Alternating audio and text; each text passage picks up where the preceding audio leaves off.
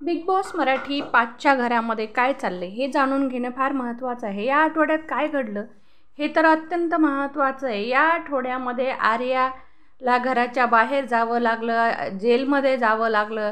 कारण काय तर केवळ निकीवर हात उचलल्यामुळं. निकीनं आतापर्यंत केलेले सर्व कांड बिग बॉसला चालले आणि आर्यानं फक्त एक चापट मारली तर तिला घराच्या बाहेर जावं लागलं. हे प्रेक्षकांना बिलकुल रुचलेलं नाही आहे. प्रेक्षक बिग बॉसच्या शोकडं पाठ फिरवण्याच्या तयारीत आहेत आणि बिग बॉसमध्ये पाहण्यासारखं असं काही नाही आहे असं प्रेक्षक म्हणत आहेत. कारण प्रेक्षकांचं मत आहे की निकी इतक्या चुका करूनही तिला कुठली शिक्षा होत नाही आहे आणि साधारण ही एक चापट दिली तर आर्याला घराबाहेर जावं लागलं. आर्या ही एक लोकप्रिय सदस्य होती आणि तिचं नॉमिनेट होणंही म्हणजे चुकीचं झालं असं प्रत्येकाला वाटते. आणि जाताना तिला म्हणजे दाखवलं पण नाही आहे, तिला डायरेक्टच असं काढलेलं आहे, कुणाला भेटवलं नाही, काही नाही.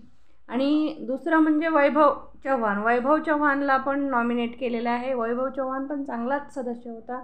तो सगळ्याशी मिळून मिसळून वागायचा आणि सगळ्यांशी मैत्री होती आणि टॉस पण ते पण चांगला खेळायचा.